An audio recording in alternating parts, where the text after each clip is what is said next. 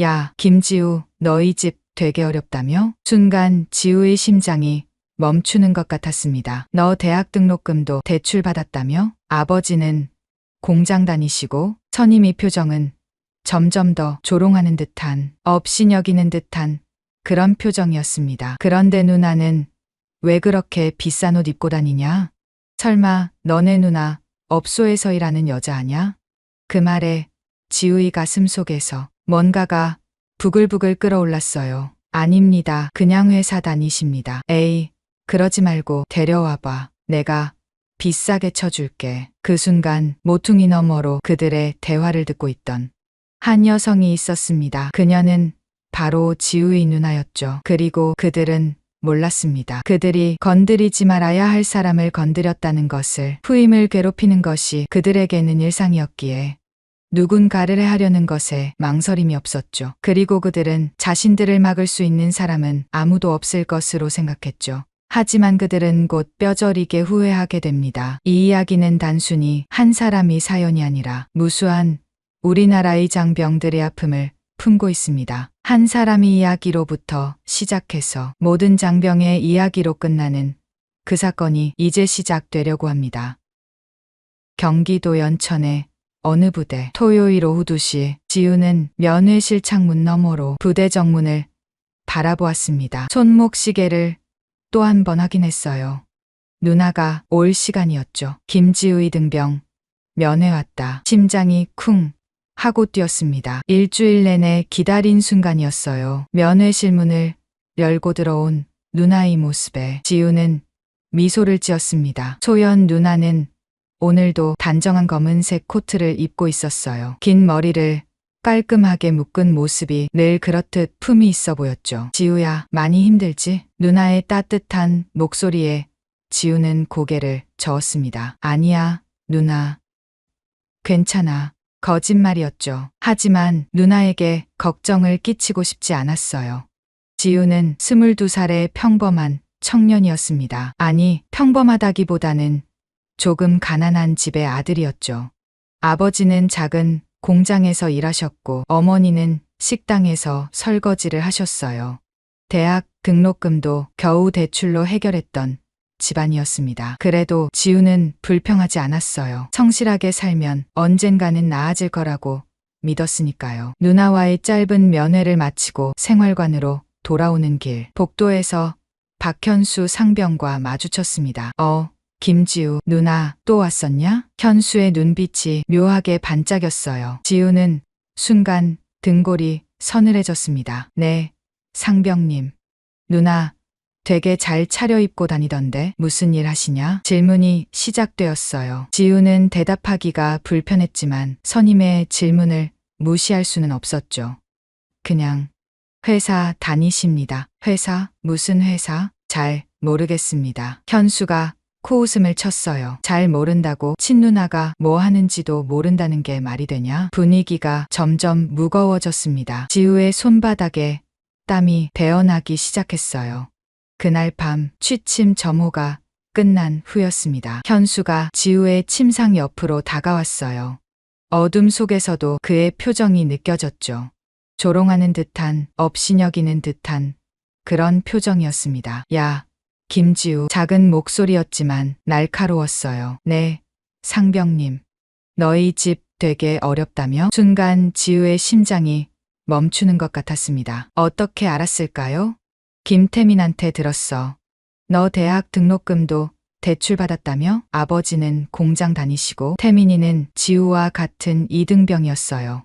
술자리에서 무심코 했던 이야기가 이렇게 퍼질 줄은 몰랐죠. 현수의 목소리가 더욱 낮아졌습니다. 그런데 누나는 왜 그렇게 비싼 옷 입고 다니냐? 이상하지 않아? 그건 설마 누나가 이상한 일 하는 건 아니겠지. 그 말에 지우의 가슴 속에서 뭔가가 부글부글 끌어올랐어요. 하지만 참을 수밖에 없었습니다. 현수는 선임이었고 지우는 이등병이었으니까요. 다음 날부터 현수의 괴롭힘이 본격적으로 시작되었습니다. 야, 가난한 집 애가 군대에서까지 편하게 지내려고 하면 안 되지. 아침 청소 시간이었어요. 현수가 지우에게만 화장실 청소를 2번 시켰습니다. 상병님, 저 이미 1번 했습니다.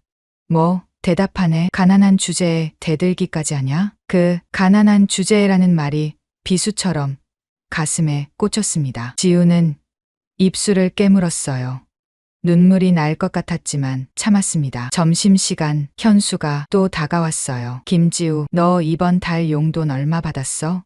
3만 원입니다. 3만 원? 진짜 적게 받네. 어차피 너희 집에서 제대로 된 용돈도 못 줄 텐데 내가 관리해 줄게. 가져와. 말이 관리지 사실상 빼앗는 거였죠. 지우는 떨리는 손으로 지갑을 꺼냈습니다. 이런 건 좀. 뭐, 싫다고? 그럼 앞으로 더 힘들어질 텐데. 협박이었어요. 노골적인 협박이었죠. 지우는 결국 돈을 건넸습니다. 현수가 돈을 받아 들며 비웃었어요. 역시 가난한 놈은 돈도 구겨서 가지고 다니네. 개인 정비 시간에도 현수는 지우를 불렀습니다. 김지우, 내 전투하다가 가난한 놈은 부지런해야지. 상병님, 저도 제 것 닦아야 합니다만.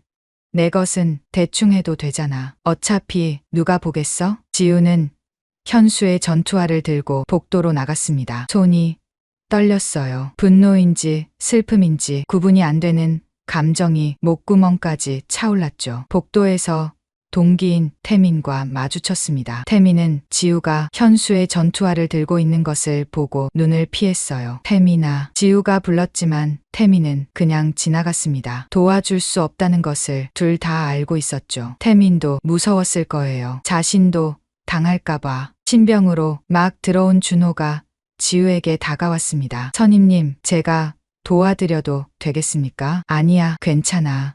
지우는 억지로 웃었어요. 후임 앞에서라도 당당한 모습을 보이고 싶었습니다. 그날 밤 지우는 침상에 누워 천장을 바라보았어요. 눈물이 흘렀습니다. 소리 없이 다른 사람들이 눈치채지 못하게 조용히 울었죠. 왜 나만 이래야 하지? 가난한 게 죄인가? 마음속으로 계속 물었지만 답은 없었습니다. 핸드폰을 꺼내 누나에게 문자를 쓰다가 지웠어요. 쓰고 지우기를 몇 번이나 반복했죠. 누나, 나 힘들어.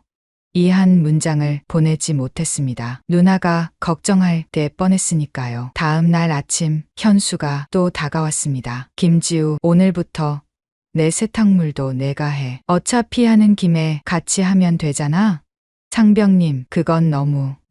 뭐가 너무해? 선임 도와주는 게 그렇게 싫어? 현수의 목소리가 커졌어요. 주변 사람들이 쳐다보기 시작했습니다. 하지만 아무도 나서지 않았죠. 모두가 침묵했어요. 조민기와 황성호가 현수 옆에 섰습니다. 그들도 선임들이었죠. 현수야, 뭐야? 재미있는 일 있어? 민기가 묻자 현수가 웃었습니다. 김지우, 이 녀석이 말을 안 듣네. 가난한 주제에 버릇이 없어. 성호가 지우를 위아래로 훑어보았어요. 진짜 버릇없네. 우리가 좀 가르쳐 줘야겠는데? 3명의 선임이 지우를 둘러쌌습니다. 지우는 숨이 막히는 것 같았어요. 도망치고 싶었지만 갈 곳이 없었죠. 앞으로 잘 좀 해. 알겠어? 현수의 마지막 경고였습니다. 지우는 고개를 숙였어요. 네, 알겠습니다. 그 순간 지우의 마음속에서 뭔가가 툭 하고 끊어졌습니다. 자존심이었을까요? 희망이었을까요? 아니면 그냥 평범하게 군 생활을 하고 싶었던 소박한 바람이었을까요? 토요일이 다시 돌아왔습니다. 누나를 만나러 가는 발걸음이 무거웠어요. 누나 앞에서 아무렇지 않은 척해야 한다는 게 너무 힘들었죠. 면회실에 들어서자 누나가 환하게 웃으며 손을 흔들었습니다. 지우야, 누나의 얼굴을 보자 눈물이 날 것 같았어요. 하지만 참았습니다. 늘 그랬듯이 참았죠. 얼굴이 많이 야위었네. 밥은 잘 먹고 있어? 응, 잘 먹고 있어. 거짓말이었습니다. 현수 때문에 밥맛이 없어서 제대로 먹지도 못했죠. 누나가 지우의 손을 잡았습니다. 따뜻한 손이었어요. 지우야, 혹시 무슨 일 있어? 뭔가 달라 보이는데. 누나의 눈빛이 날카로워졌습니다. 뭔가를 눈치챈 것 같았어요. 아니야, 아무 일 없어. 그냥 훈련이 좀 힘들어서 그래. 정말이야? 응, 정말이야. 누나는 지우를 물끄러미 바라보았습니다. 믿지 않는 눈빛이었죠. 하지만 더 이상 묻지는 않았어요. 면회가 끝나고 생활관으로 돌아오는 길, 현수가 복도에서 기다리고 있었습니다. 김지우, 누나 또 왔었네? 예, 참 신기해. 그렇게 가난한 집안인데 누나는 맨날 좋은 옷 입고 오고 대체 무슨 일을 하는 거야? 현수의 눈빛에 아기가 가득했습니다. 내일부터 좀 더 자세히 알아봐야겠네. 김지우 누나의 정체를 말이야. 그 말에 지우의 가슴이 철렁 내려앉았습니다. 현수가 누나에게까지 무슨 짓을 할지 두려웠어요. 그날 밤 지우는 잠을 이루지 못했습니다. 어떻게 해야 하지? 누나한테 말해야 하나?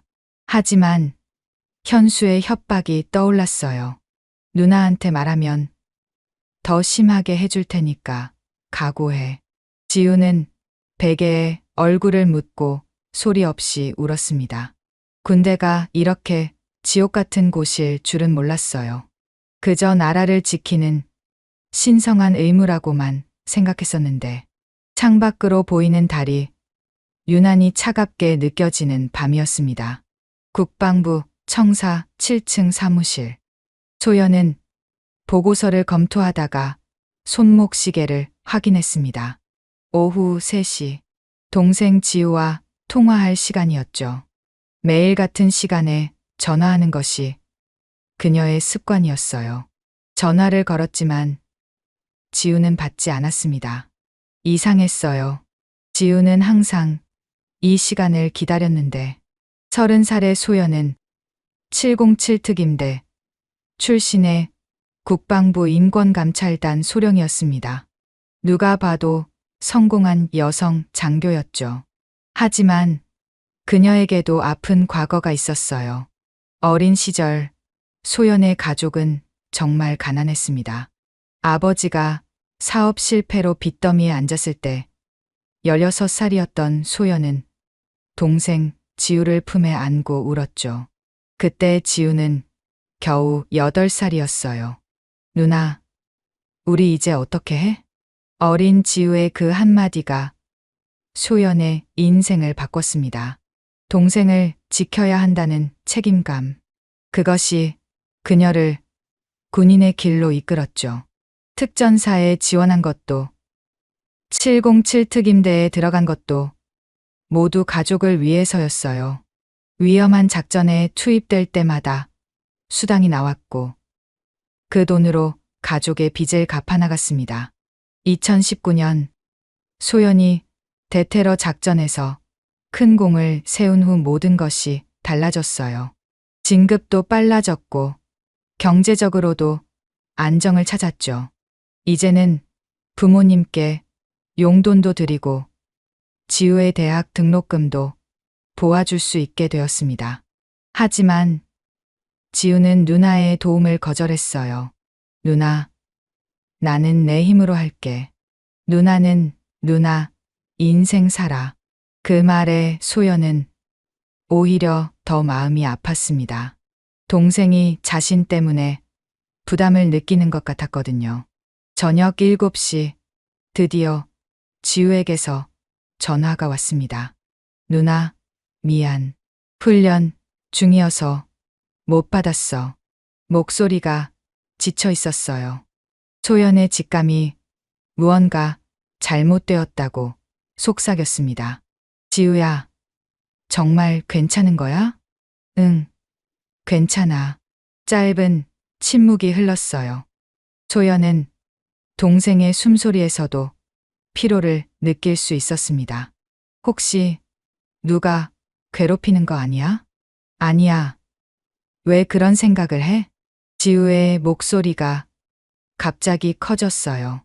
뭔가를 숨기려는 사람의 전형적인 반응이었죠. 소연은 707 특임대에서 심리전 교육을 받았기에 이런 신호를 놓치지 않았습니다. 그날 밤 소연은 삼촌인 김대수 사단장에게 전화를 걸었어요. 삼촌, 지우가 이상해요. 뭔가 숨기는 것 같아요. 소연아, 군 생활이 원래 힘든 거야. 너무 걱정하지 마. 아니에요. 제 직감이 그래요. 삼촌도 아시잖아요. 제 직감이 틀린 적이 없다는 거. 대수는 한숨을 쉬었습니다. 알았어. 조심스럽게 알아볼게. 한편 부대에서 지우의 고통은 계속되고 있었어요. 월요일 아침 현수가 지우를 화장실로 불렀습니다. 조민기와 황성호도 함께였죠. 김지우, 너희 누나 뭐 하는지 알아냈어. 현수의 입가에 비열한 미소가 번졌어요. 군인이라며? 그것도 장교? 지우의 얼굴이 하얗게 질렸습니다. 어떻게 알아낸 걸까요? 가난한 집 출신이 어떻게 장교가 됐을까? 이상하지 않아? 민기가 거들었어요. 맞아. 분명 뭔가 더러운 방법을 썼을 거야. 그 말에 지우의 가슴 속에서 분노가 폭발할 것 같았습니다. 주먹을 꽉 쥐었어요. 손톱이 손바닥을 파고들었죠. 우리 누나를 모욕하지 마십시오. 지우가 처음으로 반항했습니다. 현수의 표정이 싸늘하게 변했어요. 뭐? 방금 뭐라고 했어? 현수가 지우의 멱살을 잡았습니다. 지우는 숨이 막혔어요. 누나한테 이 일 알리면 너도 끝이야. 알겠어? 예. 알겠습니다. 지우는 결국 무릎을 꿇었습니다. 현수가 지우의 머리를 쓰다듬었어요. 마치 개를 다루듯이. 착하지. 앞으로도 말 잘 들어. 그날부터 괴롭힘은 더욱 심해졌습니다. 현수는 지우에게 매일 돈을 요구했어요. 세탁, 청소, 심지어 과제까지 시켰죠. 지우의 몸에는 멍이 늘어갔습니다. 훈련 중에 다쳤어요. 지우는 의무대에서 그렇게 둘러댔지만 의무병의 눈빛은 의심으로 가득했어요. 목요일 저녁 지우는 화장실에서 혼자 울었습니다. 거울에 비친 자신의 모습이 너무 초라했어요. 눈 밑에는 다크서클이 짙게 깔렸고 볼은 움푹 들어가 있었죠. 내가 왜 이렇게 살아야 하지? 죽고 싶다는 생각이 들었습니다. 하지만 가족 생각에 그럴 수 없었어요. 토요일 또다시 면회 시간이 왔습니다. 소연은 동생을 보자마자 알았어요. 지우가 고통받고 있다는 것을. 707 특임대에서 훈련받은 그녀의 눈을 속일 수는 없었죠. 지우야, 손목에 그거 뭐야? 붉은 자국이 선명했습니다. 누군가 잡아당긴 흔적이었어요. 아, 이거 전투 훈련하다가. 거짓말하지 마. 소연의 목소리가 날카로워졌어요.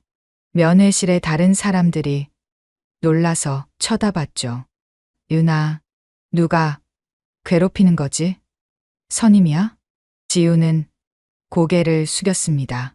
대답할 수 없었어요. 현수의 협박이 머릿속에서 맴돌았거든요. 소연은 동생의 침묵에서 답을 찾았습니다. 그녀의 눈빛이 차갑게 변했어요. 707 특임대 시절 적을 마주했을 때의 그 눈빛이었죠. 알았어. 누나가 해결할게. 누나, 제발 아무것도 하지 마. 지우가 애원했지만 소연은 이미 결심했습니다. 면회가 끝난 후 소연은 차 안에서 전화를 걸었어요. 감찰팀장님, 저 김소연 소령입니다. 긴급한 건이 있어서요. 그녀의 목소리는 단호했습니다. 연천 부대에 가혹행위가 있는 것 같습니다. 공식 조사를 요청합니다. 부대로 돌아온 지우는 불안했어요. 누나가 뭔가 할 것 같았거든요. 생활관에 들어서자 현수가 기다리고 있었습니다. 김지우, 누나한테 뭐라고 했어? 아무 말도 안 했습니다. 정말이지? 현수가 지우의 어깨를 세게 눌렀어요. 아팠지만 지우는 참았습니다. 내일부터 더 재미있을 거야. 기대해. 현수의 말에 지우는 절망했어요. 도대체 언제까지 이렇게 살아야 하는 걸까요? 그날 밤 소연은 집에서 옛 사진을 꺼내 봤습니다. 707 특임대 시절 대테러 작전을 성공시킨 후 찍은 사진이었어요. 그때의 자신은 강했습니다. 누구도 건드릴 수 없는 전사였죠. 약자를 보호하는 것. 그것이 군인의 사명이야. 소연은 사진을 내려놓고 노트북을 켰어요. 보고서를 작성하기 시작했습니다. 제목 연천, 부대 가혹행위, 의혹 제보. 타자를 치는 그녀의 손가락이 빨랐어요. 분노가 손끝까지 전해졌죠. 김지우, 이등병이 선임들에게 지속적인 괴롭힘을 당하고 있다는 정황이 포착되었습니다. 새벽 2시가 되어서야 보고서가 완성되었어요. 소연은 삼촌 대수에게 문자를 보냈습니다. 삼촌, 내일 아침에 전화 좀 주세요. 중요한 이야기가 있어요. 답장이 바로 왔어요. 알았다. 지우 일이지? 예. 소연은 창밖을 바라봤습니다. 어둠 속에서도 별이 빛나고 있었어요. 지우야, 조금만 참아. 누나가 곧 해결해 줄게. 그녀의 눈빛은 결연했습니다. 707 특임대의 전설이었던 그녀가 움직이기 시작한 것이었어요. 운명의 토요일이 밝았습니다. 지우는 아침부터 불안했어요. 현수가 어제부터 이상한 미소를 짓고 있었거든요. 뭔가 큰일을 꾸미는 것 같았죠. 김지우, 오늘 누나 면회 오지? 현수가 물었습니다. 목소리에 아기가 가득했어요. 네, 오실 겁니다. 좋아. 오늘은 내가 직접 인사 좀 드려야겠네. 그 말에 지우의 심장이 쿵 내려앉았습니다. 현수가 누나를 만나겠다고? 절대 안 돼요. 하지만 막을 방법이 없었죠. 오후 2시 면회 시간이 되었습니다. 소연은 오늘도 단정한 검은색 정장을 입고 왔어요. 하지만 평소와 달리 어깨에 군 가방을 메고 있었죠. 그 안에는 중요한 서류들이 들어 있었습니다. 면회실에 들어서자 이상한 광경이 펼쳐졌어요. 현수가 조민기, 황성호와 함께 면회실에 있었던 거예요. 그들은 소연을 빤히 쳐다보고 있었죠. 지우의 얼굴이 새하얗게 질렸습니다. 유나, 소연은 동생의 표정을 보고 모든 것을 이해했어요. 저 사람들이 지우를 괴롭힌 가해자들이라는 것을. 현수가 다가왔습니다.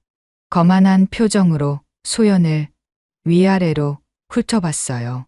안녕하세요. 김지우, 이등병의 누나시죠? 네, 맞습니다. 소연의 목소리는 차분했어요. 하지만 그녀의 눈빛은 날카로웠죠. 저는 박현수 상병입니다. 지우, 선임이에요. 현수가 손을 내밀었지만 소연은 받지 않았습니다. 현수의 표정이 순간 일그러졌어요. 실례지만 무슨 일 하시는지 여쭤봐도 될까요? 현수의 질문이 시작되었습니다. 뒤에서 민기와 성호가 킥킥거렸어요. 왜 그게 궁금하신가요? 소연이 되물었습니다. 목소리가 차가웠어요. 아, 그냥 지우가 집안이 어렵다고 해서요. 근데 누나는 좋은 옷 입고 다니시길래 현수의 말에는 명백한 조롱이 담겨 있었죠. 혹시 특별한 일이라도 하시나요? 그런 일이요? 그런 일이라는 말에 강조를 넣었어요. 더러운 암시였죠. 순간 소연의 눈빛이 변했습니다. 707특임대 시절 적과 마주했을 때의 그 차가운 눈빛이었어요. 그런 일이요? 소연이 천천히 일어났습니다. 그녀의 자세가 고다졌어요. 군인의 자세였죠. 707특임대 출신 현 국방부 인권감찰단 소령 김소연입니다. 면회실이 순식간에 조용해졌어요. 현수의 입이 벌어졌습니다. 민기와 성우는 얼어붙었죠. 뭐라고요? 현수가 더듬거렸어요. 얼굴이 하얗게 질려갔죠. 소연이 가방에서 신분증을 꺼냈습니다. 국방부 인권감찰단 소령 계급장이 선명했어요. 그리고 김대수 사단장이 제 삼촌입니다. 또 한 번의 폭탄 선언이었죠. 현수의 다리가 후들거렸어요. 아니, 그럼 말을 잇지 못했습니다. 자신이 괴롭힌 병사의 누나가 707특임대 출신 소령이라니, 그것도 사단장의 조카라니. 소연의 머릿속에 과거의 기억이 스쳐 지나갔어요. 2019년 겨울 서울 한복판에서 벌어진 대테러 작전. 그때 소연은 팀장이었죠. 테러범 5명이 인질 20명을 잡고 있었어요. 김소연 대위 돌입 준비 완료했습니다. 30초 후 진입. 인질 안전이 최우선이다. 작전은 성공적이었어요. 소연의 팀은 단 3분 만에 테러범 전원을 제압했죠. 인질은 모두 무사했습니다. 그 공로로 소연은 특진했어요. 그런 그녀가 지금 동생을 괴롭힌 가해자 앞에 서 있었습니다. 테러범도 제압한 내가 이런 찌질한 놈들을 못 다루겠어? 소연이 현수에게 한 걸음 다가갔어요. 현수는 뒷걸음질 쳤죠. 박현수 상병, 당신이 제 동생을 괴롭혔죠? 아니, 그게 거짓말하지 마세요. 다 알고 있습니다. 소연의 목소리는 얼음같이 차가웠어요. 특전사 특유의 압도적인 기세가 면회실을 가득 채웠죠. 이때 이태호 중대장이 황급히 들어왔습니다. 무슨 일입니까? 중대장님이시군요. 전 국방부 인권감찰단 김소연 소령입니다. 태호의 얼굴도 하얗게 변했어요. 소령님, 제 동생이 이 부대에서 가혹행위를 당하고 있습니다. 중대장님은 알고 계셨나요? 저는 몰랐습니다. 거짓말이었죠. 태호도 어느 정도 눈치채고 있었지만 모른 척했던 거예요. 소연이 현수를 다시 바라봤습니다. 가난하다고 사람을 차별하는 건 군형법 위반입니다. 알고 있나요? 현수는 대답하지 못했어요. 온몸이 떨리고 있었죠. 그리고 용돈을 갈취한 것은 강요죄에 해당합니다. 민기와 성우가 슬금슬금 뒤로 물러났어요. 도망치고 싶었지만 그럴 수도 없었죠. 소연이 지우를 바라봤습니다. 동생의 눈에 눈물이 고여 있었어요. 지우야, 이제 걱정하지 마. 누나가 다 해결해 줄게. 그 말에 지우는 참았던 눈물을 쏟았습니다. 너무 힘들었던 시간들이 떠올랐어요. 소연이 다시 현수를 향해 돌아섰습니다. 내일까지 공식 감찰 요청서를 제출하겠습니다. 소령님, 제발 한 번만. 현수가 애원했지만 소연은 차갑게 잘라냈어요. 기회는 이미 충분히 드렸습니다. 제 동생을 괴롭힐 때 그 기회를 놓치셨죠. 소연이 가방에서 서류를 꺼냈어요. 감찰 요청서였죠. 이미 증거도 수집했습니다. 동료 병사들의 증언도 확보했고요. 현수의 얼굴이 더욱 창백해졌어요. 자신의 군 생활이 끝났다는 것을 알았죠. 그리고 박현수 상병, 소연이 현수의 눈을 똑바로 쳐다봤습니다. 각오하세요. 그 한마디에 현수는 무릎이 풀렸어요. 주저앉을 뻔했지만 겨우 버텼죠. 면회실의 다른 사람들도 모두 숨죽이고 있었습니다. 707특임대 출신 소령의 위압감은 상상 이상이었어요. 태호 중대장이 떨리는 목소리로 말했습니다. 소령님, 제가 책임지고 조사하겠습니다. 늦었습니다. 이미 국방부에 보고했어요. 소연의 단호한 대답에 태호도 입을 다물었죠. 소연이 지우의 손을 잡았습니다. 따뜻하고 든든한 손이었어요. 지우야, 오늘부터는 아무도 너를 건드리지 못할 거야. 유나, 미안해. 더 일찍 알아차렸어야 했는데. 소연의 눈에도 눈물이 맺혔어요.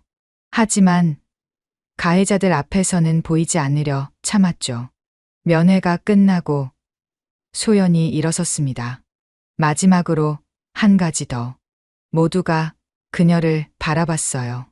제 동생을 가난한 주제라고 모욕한 것 절대 용서하지 않겠습니다. 소연이 면회실을 나가자 무거운 침묵이 흘렀어요.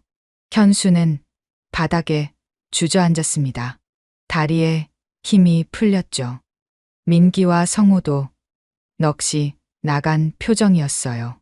지우는 믿기지 않았습니다. 누나가 이렇게 멋있게 자신을 구해줄 줄은 몰랐어요. 그날 밤 부대는 발칵 뒤집혔습니다. 김지우 누나가 707특임대 출신이래. 사단장 조카라고? 소문은 빠르게 퍼졌어요. 현수와 그 일당은 완전히 고립되었죠. 생활관에서 현수가 지우에게 다가왔습니다. 하지만 이제는 달랐어요. 지우야, 미안하다. 비굴한 사과였죠. 하지만 지우는 돌아보지 않았습니다. 이제 와서 사과해도 늦었습니다. 지우의 목소리는 단호했어요. 더 이상 두려워하지 않았죠. 창밖의 달빛이 유난히 밝은 밤이었습니다. 지우는 처음으로 편안하게 잠들 수 있었어요. 월요일 아침 7시 부대의 검은 차량 3대가 들어왔습니다. 국방부 인권감찰단이었어요. 소연이 이끄는 감찰팀이 도착한 것이었죠. 부대 전체가 긴장했습니다. 병사들은 속삭였어요. 진짜 감찰단이 왔대. 박현수, 이제 끝났네. 현수는 생활관 구석에 웅크리고 있었습니다. 얼굴이 잿빛이었어요. 지난 이틀 동안 잠도 못 잤죠. 공포에 떨면서 감찰실이 마련되었고 하나둘씩 병사들이 불려갔습니다. 첫 번째는 김태민이었어요. 지우와 같은 2등병이었죠. 김태민 2등병, 박현수 상병이 김지우 2등병을 괴롭히는 것을 목격한 적 있습니까? 감찰관의 질문에 태민은 잠시 망설였어요. 하지만 이내 결심한 듯 입을 열었습니다. 네, 있습니다. 태민이 주머니에서 핸드폰을 꺼냈어요. 떨리는 손이었죠.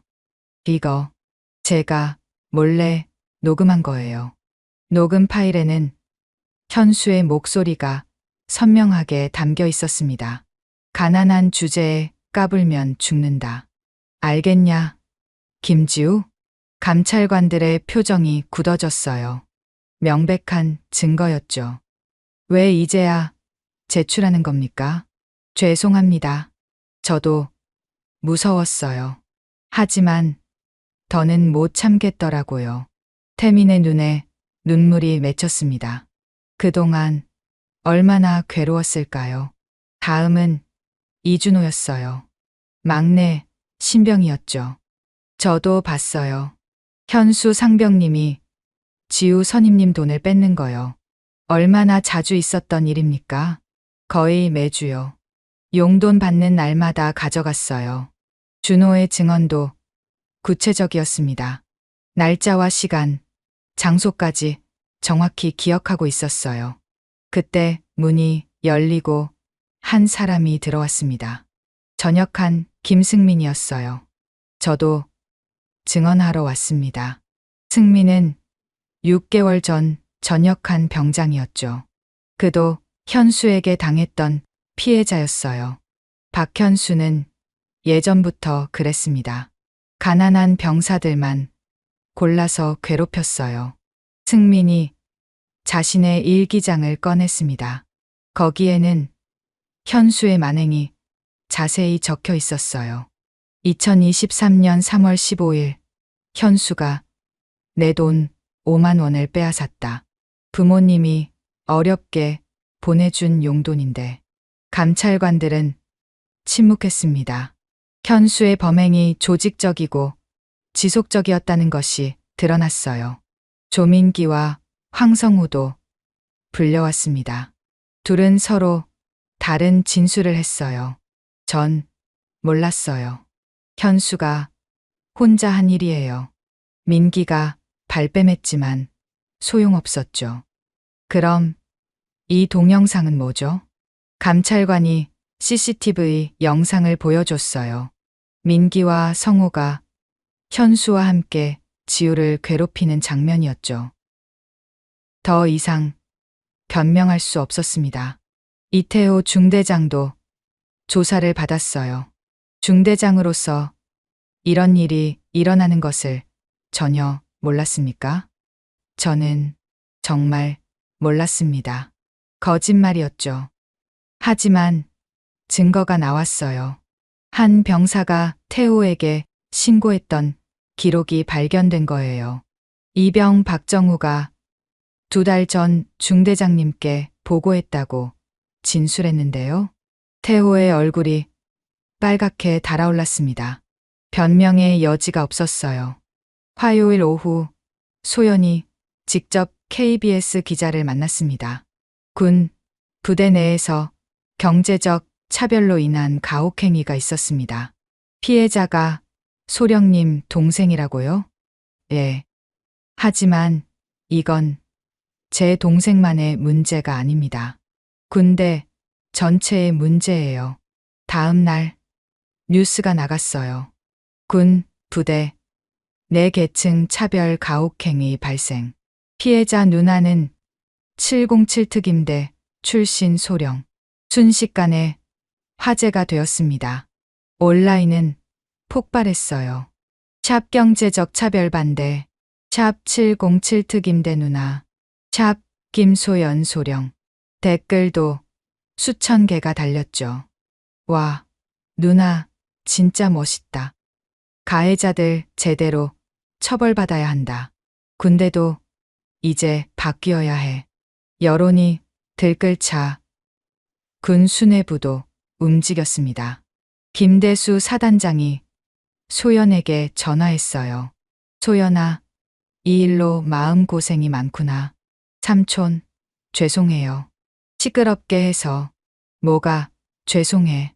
잘했어. 이참에 군대 문화를 바꿔야지. 대수의 목소리에는 분노가 섞여 있었어요. 조카를 괴롭힌 것도 화가 났지만 군의 명예가 실추된 것이 더 화가 났죠. 외부 감찰관을 더 투입하겠다. 공정하게 처리하자. 감사합니다, 삼촌. 목요일 군법회의가 열렸습니다. 법정은 꽉 찼어요. 언론도 주목했죠. 현수가 피고인석에 섰습니다. 초라한 모습이었어요. 한때 그렇게 거만했던 사람이 이제는 고개도 들지 못했죠. 피고인 박현수, 혐의를 인정합니까? 예, 인정합니다. 떨리는 목소리였어요. 검사가 일어났습니다. 피고인은 피해자의 경제적 배경을 이유로 지속적으로 괴롭혔습니다. 돈을 갈취하고 인격을 모독했으며 폭행까지 했습니다. 증거들이 하나씩 제시되었어요. 녹음 파일, 증언, CCTV 영상. 현수는 울기 시작했습니다. 죄송합니다. 정말 죄송합니다. 하지만 이미 늦었죠. 판사가 판결을 내렸습니다.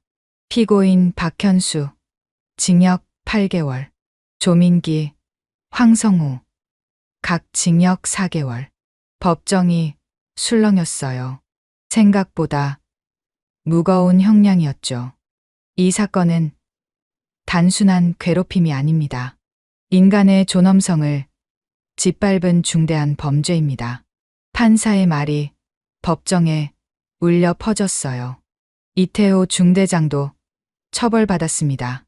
보직 해임과 함께 타 부대로 전출되었죠. 소연이 법정을 나오며 지우를 안아주었습니다. 끝났어. 지우야. 유나, 고마워. 지우는 누나의 품에서 펑펑 울었어요. 그동안 참았던 눈물이 한꺼번에 쏟아졌죠. 언론 인터뷰가 이어졌습니다. 소령님, 한 말씀 해주세요. 소연이 카메라를 바라봤어요. 단호한 눈빛이었죠. 군대는 계급이 있는 곳이지 계층이 있는 곳이 아닙니다. 누구도 경제적 배경으로 차별받아서는 안 됩니다. 그녀의 말은 전국에 퍼졌어요. 부대로 돌아온 지우는 달라진 분위기를 느꼈습니다. 동료들이 다가왔어요. 지우야, 그동안 도와주지 못해서 미안해. 우리가 비겁했어. 진심 어린 사과였죠. 지우는 고개를 끄덕였어요. 괜찮습니다. 이제 다 끝났으니까. 새로운 중대장이 부임했습니다. 박정민 대위였어요. 앞으로 이런 일은 절대 일어나지 않을 겁니다. 제가 약속합니다. 정민의 눈빛은 진실했습니다. 그날 밤 지우는 일기를 썼어요. 오늘로 악몽이 끝났다. 누나 덕분에 정의가 실현되었다. 이제 나도 당당하게 군 생활을 할 수 있다. 창밖의 별이 유난히 빛났습니다. 희망의 빛이었죠. 사건이 마무리된 지 한 달이 지났습니다. 지우는 거울 앞에 섰어요. 예전과 달라진 자신의 모습이 보였죠. 눈빛이 살아있었고 어깨가 펴져 있었습니다. 김지우 2등병, 오늘부터 일병 진급이다. 박정민 중대장의 발표에 동료들이 박수를 쳤어요. 지우는 미소를 지었습니다. 진짜 군 생활이 이제 시작되는 것 같았죠. 하지만 밤이 되면 여전히 악몽을 꿨어요. 현수의 조롱하는 얼굴, 그 차가운 목소리가 귓가에 맴돌았죠. 가난한 주제에 지우는 벌떡 일어났습니다. 온몸이 땀으로 젖어 있었어요. 정민 중대장이 지우를 불렀습니다. 김지우, 힘들면 상담 받아봐. 부대에서 지원해 줄게. 괜찮습니다. 중대장님, 강한 척하지 마. 트라우마는 치료받아야 해. 정민의 따뜻한 말에 지우는 결국 상담을 받기로 했어요. 군 병원의 상담실. 심리상담사가 부드럽게 물었습니다. 어떤 게 가장 힘드셨어요? 제가 아무것도 할 수 없었다는 거요. 무력했어요. 지우의 목소리가 떨렸습니다. 이제는 달라졌잖아요. 당신은 충분히 강해요. 상담을 받으면서 지우는 조금씩 회복했어요. 웃음도 돌아왔고 동료들과의 관계도 좋아졌죠. 신병 최민수가 들어왔을 때 지우는 다짐했습니다. 내가 겪은 일을 이 아이는 겪지 않게 하겠다. 최민수, 힘들면 언제든 말해. 혼자 참지 마. 네, 선임님. 민수의 밝은 대답에 지우는 흐뭇했어요. 한편 소연은 더 바빠졌습니다.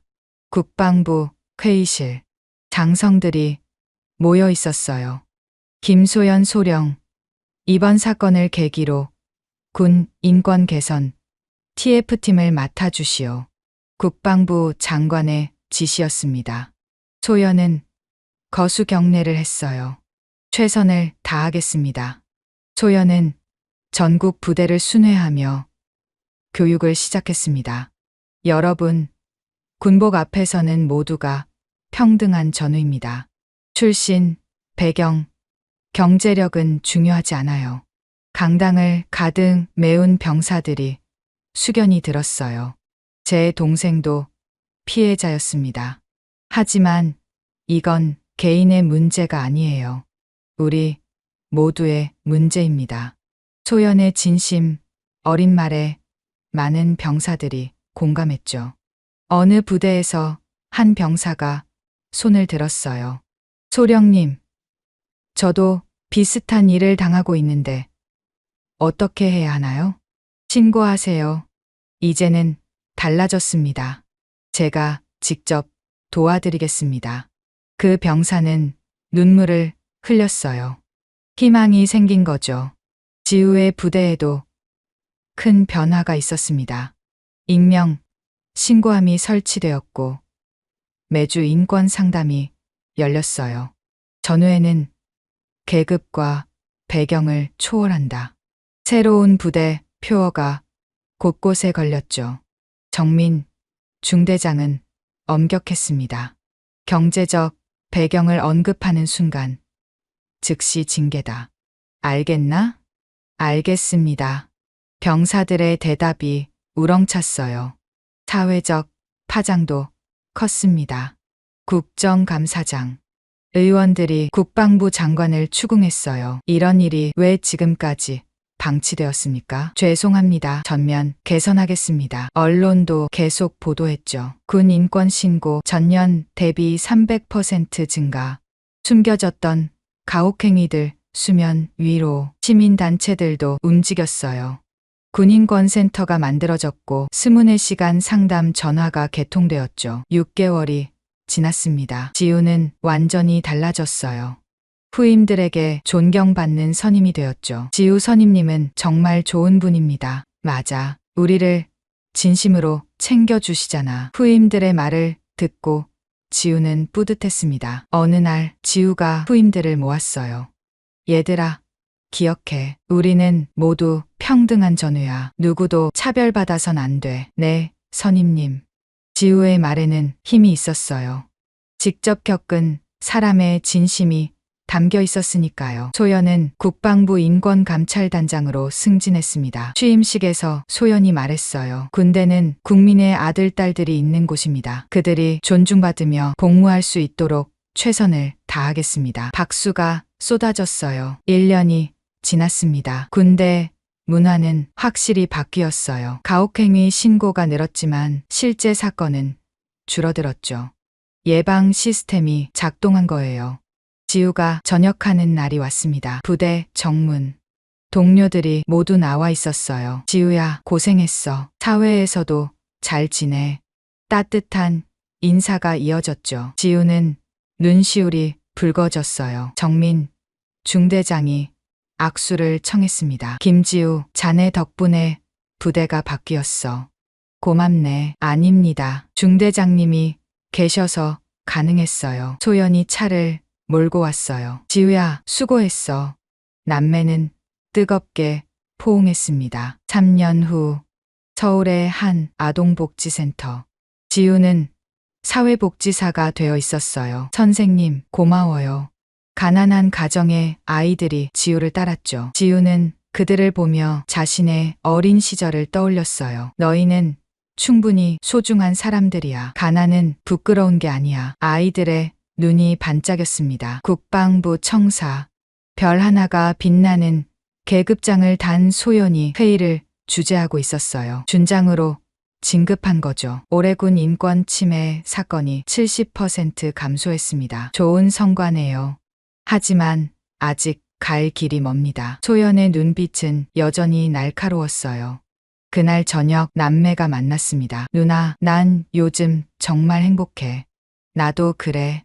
우리가 겪은 일이 헛되지 않았구나. 소연이 지우의 어깨를 두드렸어요. 한 사람의 용기가 세상을 바꾸는 거야. 누나가 그 용기를 보여줬잖아. 너도 마찬가지야. 끝까지 버텨줘서 고마워. 남매는 미소를 지었습니다. 창밖으로 보이는 서울의 야경이 아름다웠어요. 불의에 맞선 그들의 투쟁이 만든 변화의 불빛이었죠. 지우는 일기장을 펼쳤습니다. 오늘도 아이들과 행복한 시간을 보냈다. 그들이 차별받지 않는 세상을 만들고 싶다. 내가 겪었던 아픔을 그들은 겪지 않길 바란다. 펜을 내려놓고 지우는 생각했어요. 주변의 불의를 목격했을 때 침묵하지 말자. 용기를 내자. 그것이 지우가 얻은 교훈이었습니다. 당장 그 학생 놔줘. 새로 부임한 담임 소희가 말했지만 도현은 코웃음을 쳤어요. 선생님, 저희끼리 장난치는 거예요. 신경 쓰지 마세요. 장난? 소희의 눈빛이 차가워졌습니다. 저 학생 얼굴을 봐. 그게 장난치는 얼굴로 보여? 분위기가 싸늘해졌어요. 도현이 표정이 굳어졌죠. 그는 천천히 역사를 놓고 소희에게 다가섰습니다. 키 차이가 확연했어요. 도현이 소희를 내려다보며 말했죠. 선생님, 아직 우리 학교를 잘 모르시는 것 같은데 그러다가 후회하실 텐데요. 도현은 당당했습니다. 자신이 이 학교의 왕이라는 사실을 아는 것처럼 행동했죠. 아무도 자신을 건드리지 못할 거라는 확신을 가진 것처럼. 그때였어요. 살려주세요. 제발. 비명이 들려왔죠. 소희의 심장이 쿵하고 내려앉았습니다. 계단을 뛰어 올랐습니다. 숨이 차올랐지만 멈출 수 없었죠. 도착했을 때 그곳에선 끔찍한 광경이 펼쳐지고 있었습니다. 도대체 무슨 일이 벌어진 걸까요? 일진들이 장악한 무법천지인 이곳에서 조폭 출신이 소희는 어떻게 문제들을 해결해 나가는지 끝까지 함께 해주세요. 시작하겠습니다. 새벽 5시 30분. 소희는 알람이 울리기도 전에 눈을 떴습니다. 원룸 창문 너머로 아직 어둠이 짙게 깔려 있었죠. 침대에서 일어난 소희는 곧바로 화장실로 향했습니다. 거울 앞에 서자 그 안에는 29살의 여성이 서 있었어요. 긴 머리카락을 귀 뒤로 넘기며 왼쪽 어깨를 돌려보았습니다. 거기엔 희미한 흉터가 남아 있었죠. 레드 선이라는 글자가 새겨져 있던 자리였습니다. 레이저로 지운 지 3년이 지났지만 아직도 그 흔적은 완전히 사라지지 않았어요. 소희는 손가락으로 그 자리를 천천히 쓸어내렸습니다. 오늘부터 새로운 시작이야. 거울 속 자신에게 말을 건넸어요. 목소리는 작았지만 단단했습니다. 책상 위에 놓인 교사 임용장이 눈에 들어왔습니다. 한별고등학교 국어교사 강소희라는 글자가 선명했죠. 그 옆에는 액자에 담긴 낡은 사진이 하나 있었습니다. 7년 전 22살의 소희와 17살 소녀가 함께 웃고 있는 사진이었어요. 희수. 그 이름을 떠올리자 가슴이 저릿했습니다. 선생님, 왜 세상에는 나쁜 사람들이 더 강한 것 같아요? 희수의 마지막 말이 귓가에 맴돌았죠. 그날 희수는 펑펑 울었습니다. 학교 폭력에 시달리다 결국 은둔형 외톨이가 되어버린 아이. 소희가 과외로 가르치던 그 아이는 결국 세상과의 문을 닫아버렸어요. 그때 소희는 아무것도 해줄 수 없었습니다. 아니, 하지 못했죠. 자신도 그때는 어둠 속에 있었으니까요. 소희는 검은색 정장을 입었습니다. 머리를 단정하게 묶고 최소한의 화장만 했어요. 거울을 다시 한번 바라보았습니다. 이제는 완전히 다른 사람이 되어 있었죠. 인천의 뒷골목에서 붉은 장미라고 불리던 여자는 사라졌습니다. 그 자리에는 교사 강소희가 서 있었어요. 아침 7시 한별고등학교 교문 앞. 소희는 차에서 내려 학교를 바라보았습니다. 경기도 외곽에 있는 이 학교는 생각보다 낡아 보였어요. 페인트가 벗겨진 담장, 금이 간 운동장, 아스팔트. 교문 옆 흡연 구역에서는 몇몇 학생들이 담배를 피우고 있었죠. 야, 새 선생 온다며? 여자래. 국어 선생. 또 한 달도 못 버티고 나가겠지. 학생들의 대화가 들려왔습니다. 소희는 모른 척하고 지나갔어요. 교무실 문을 열자 여러 선생님들의 시선이 집중되었습니다. 아, 신임 선생님이시군요. 50대 남자 선생님이 다가왔어요. 명찰에는 교무부장 서동민이라고 적혀 있었죠. 안녕하세요. 강소희입니다. 반갑습니다. 그런데 동민은 목소리를 낮췄습니다. 미리 말씀드리는데 우리 학교가 좀 특별해요. 특히 3학년 7반은. 그때 30대 여자 선생님이 끼어들었습니다. 저 부장님 너무 겁주지 마세요. 안녕하세요. 과학교사 한지영이에요. 지영의 얼굴에는 피곤함이 가득했어요. 하지만 미소는 따뜻했죠. 3학년 7반 담임을 맡으신다고 들었어요. 조심하세요. 무슨 문제가 있나요? 소희가 물었습니다. 동민과 지영은 서로를 바라보더니 한숨을 쉬었어요.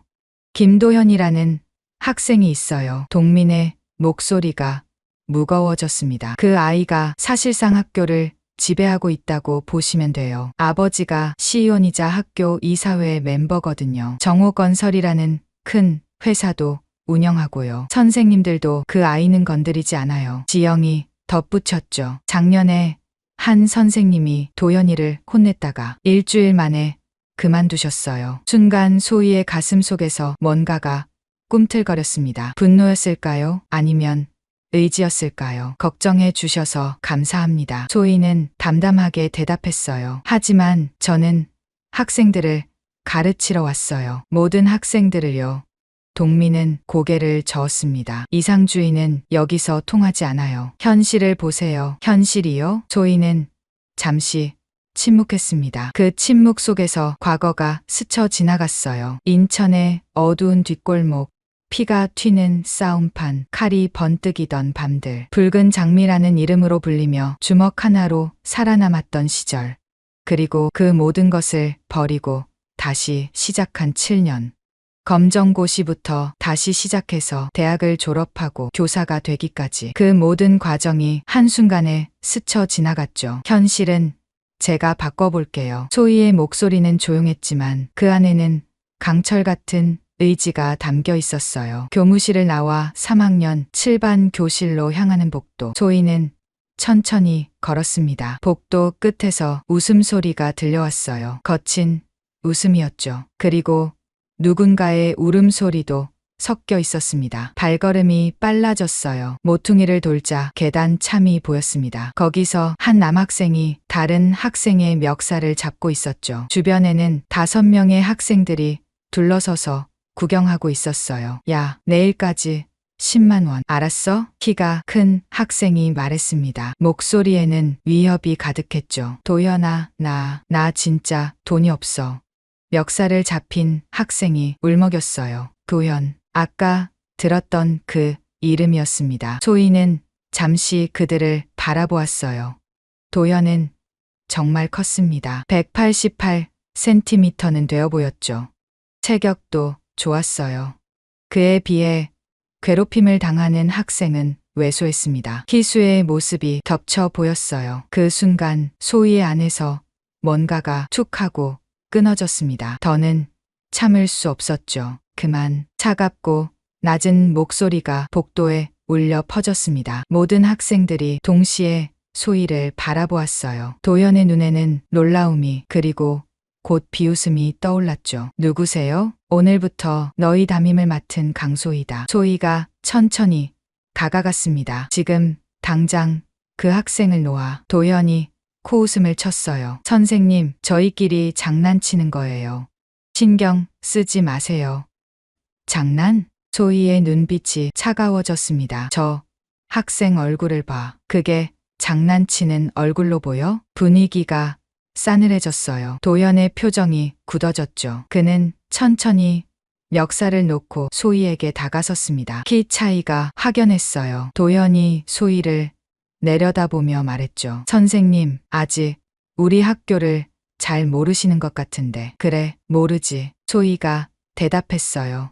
하지만 한 가지는 확실히 알아. 내 앞에서는 그런 일이 일어나지 않는다는 거. 도연의 눈에 분노가 번뜩였습니다. 아버지에게 배운 대로 힘으로 모든 것을 해결하려는 아이. 하지만 소희는 전혀 물러서지 않았어요.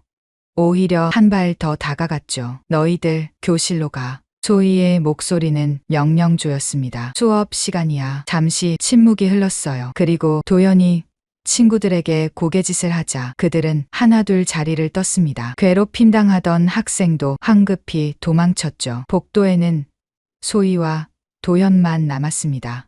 선생님, 도연이 낮은 목소리로 말했어요. 후회하실 거예요. 그럴지도 모르지. 소희가 대답했습니다. 하지만 적어도 너 때문은 아닐 거야. 도연의 얼굴이 붉어졌어요. 분노와 당황이 뒤섞인 표정이었죠. 그는 아무 말 없이 돌아섰습니다. 소희는 그의 뒷모습을 바라보았어요. 전쟁이 시작되었다는 것을 알았습니다. 하지만 이번에는 도망치지 않을 거예요. 희수와의 약속을 지키기 위해서라도, 그리고 무엇보다 자기 자신과의 약속을 지키기 위해서. 소희는 깊게 숨을 들이쉬고 교실로 향했습니다. 첫 수업 종이 울렸습니다. 소희는 교과서를 들고 3학년 7반 교실을 나섰어요. 복도는 학생들로 붐볐죠. 그들의 시선이 느껴졌습니다. 호기심과 경계가 뒤섞인 눈빛들이었어요. 저게 새로 온 국어 선생이래. 도연이랑 부딪혔다던데? 속삭임이 파도처럼 퍼져나갔습니다. 소희는 모른 척했어요. 하지만 가슴속에서는 폭풍이 몰아치고 있었죠. 첫날부터 도연과 충돌한 것이 옳은 선택이었을까요? 아니, 그럴 수밖에 없었습니다. 그 순간 성민의 얼굴을 보았을 때 희수가 떠올랐으니까요. 5층 계단을 향해 걸었습니다. 그때였어요. 살려주세요. 제발. 비명이 들려왔죠. 소희의 심장이 쿵 하고 내려앉았습니다. 발걸음이 저절로 빨라졌어요. 계단을 뛰어올랐습니다. 숨이 차올랐지만 멈출 수 없었죠. 4층과 5층 사이 계단, 거기서 끔찍한 광경이 펼쳐지고 있었습니다. 도연이 한 학생의 머리를 잡고 계단 난간 밖으로 밀어내고 있었어요. 학생의 상반신이 난간 밖으로 기울어져 있었죠. 바닥까지는 15m. 떨어지면 목숨을 장담할 수 없는 높이였습니다. 용돈 안 가져오면 죽는다고 했잖아, 이 새끼야. 도연의 목소리에는 광기가 서려 있었어요. 주변에는 6명의 학생들이 둘러서 있었습니다. 스카이라고 불리는 도연의 무리였죠. 그들은 웃고 있었어요. 누군가는 핸드폰으로 촬영까지 하고 있었습니다. 도연아, 잘못했어. 내일 꼭 가져올게. 성민이 울부짖었어요. 윤성민. 소희는 그 이름을 기억했습니다. 아침에 교무실에서 본 학생 명단에 있었죠. 성적은 중위권, 가정 형편이 어려운 편입 학생이라고 적혀 있었어요. 내일? 늦었어. 도연이 더 세게 밀었습니다. 성민의 다리가 공중에서 버둥거렸어요. 그 순간 소희의 안에서 뭔가가 폭발했습니다. 손때 차가운 목소리가 계단 참에 울려 퍼졌어요. 모든 시선이 소희에게 쏠렸습니다. 도현이 고개를 돌렸죠. 그의 눈에 짜증이 번뜩였어요. 또 선생님이네요. 참견 좀 그만하시죠. 지금 당장 그 학생을 놓아.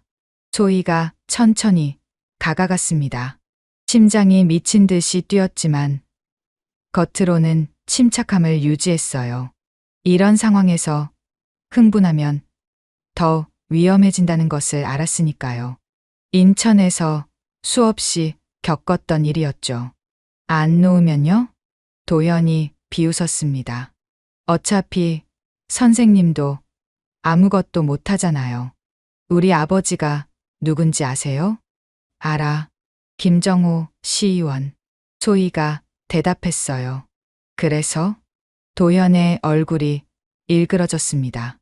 아버지의 이름이 통하지 않는다는 것에 당황한 표정이었죠. 선생님, 후회할 거예요. 이미 하고 있어. 소희가 한 발 더 다가갔습니다. 너 같은 쓰레기를 더 일찍 만나지 못한 것을. 순간 정적이 흘렀어요. 도연의 얼굴이 새빨갛게 달아올랐습니다. 분노로 손이 떨렸죠. 그 손이 성민을 더 세게 밀었어요. 그럼 이 새끼가 떨어져도 상관없다는 거네요. 성민이 비명을 질렀습니다. 소희의 눈빛이 변했어요. 더는 참을 수 없었죠. 번개처럼 움직였습니다. 한 순간이었어요. 소희가 도연의 손목을 잡아 비틀었습니다. 태권도와 합기도를 섞은 동작이었죠. 도연이 비명을 지르며 성민을 놓았어요. 동시에 소희가 성민을 안전하게 끌어당겼습니다. 그리고 다음 순간 도연이 주먹을 휘둘렀어요. 하지만 소희는 이미 예상하고 있었죠. 몸을 살짝 비틀어 피하고 도연의 팔을 잡아 등 뒤로 꺾었습니다. 으악! 도연이 무릎을 꿇었어요. 키 188의 거구가 165의 여성에게 제압당한 것입니다. 스카이 멤버들이 얼어붙었어요. 믿을 수 없다는 표정이었죠. 그들의 절대적인 리더가 학교의 왕이 여자 선생님에게 꼼짝도 못하고 있었으니까요. 소희가 도연의 귀에 속삭였습니다. 나는 내가 생각하는 그런 선생님이 아니야. 목소리는 차가웠지만 그 안에는 불꽃이 타오르고 있었어요. 다시 한번 학생들을 괴롭히면 그땐 정말 후회하게 될 거야. 도연을 놓아주었습니다. 그는 바닥에 주저앉아 헐떡거렸어요. 굴욕감과 분노, 그리고 두려움이 뒤섞인 표정이었죠. 소희는 성민에게 다가갔습니다. 괜찮아? 성민은 대답하지 못했어요. 너무 놀라서 말이 안 나왔죠. 눈물만 흘렸습니다. 보건실 가자. 소희가 성민의 어깨를 부드럽게 감쌌어요. 따뜻한 손길이었습니다. 성민은 그제야 흐느끼기 시작했죠. 긴장이 풀리면서 쏟아지는 눈물이었어요. 보건실로 가는 길, 성민이 떨리는 목소리로 말했습니다. 선생님, 감사해요. 당연한 일을 했을 뿐이야. 아니에요. 아무도 도와주지 않았거든요. 성민의 말에 소희의 가슴이 아렸습니다. 희수도 그랬었죠. 아무도 도와주지 않았어요. 그 아이가 무너져가는 것을 모두가 지켜만 보았습니다. 소희 자신도 마찬가지였고요. 이제는 달라질 거야. 소희가 말했어요. 약속할게. 보건실에 도착했습니다. 양호 선생님이 성민의 상처를 살폈어요. 다행히 큰 부상은 없었죠. 하지만 마음의 상처는 깊어 보였습니다. 선생님, 저 때문에 곤란해지실 거예요. 성민이 걱정스러운 얼굴로 말했어요. 도연이 아버지가 진짜 무서운 사람이거든요. 작년에도 한 선생님이 알아. 소희가 성민의 손을 잡았습니다. 하지만 그건 내가 걱정할 일이야. 너는 그냥 학생으로서 공부하고 친구들과 어울리면 돼. 하지만 성민아, 소희의 목소리가 부드러워졌어요. 이 세상에는 나쁜 사람들이 더 강해 보일 때가 있어. 하지만 그건 착각이야. 진짜 강한 건 옳은 일을 하는 용기거든. 성민의 눈에서 또 눈물이 흘렀습니다. 선생님은 무섭지 않으세요?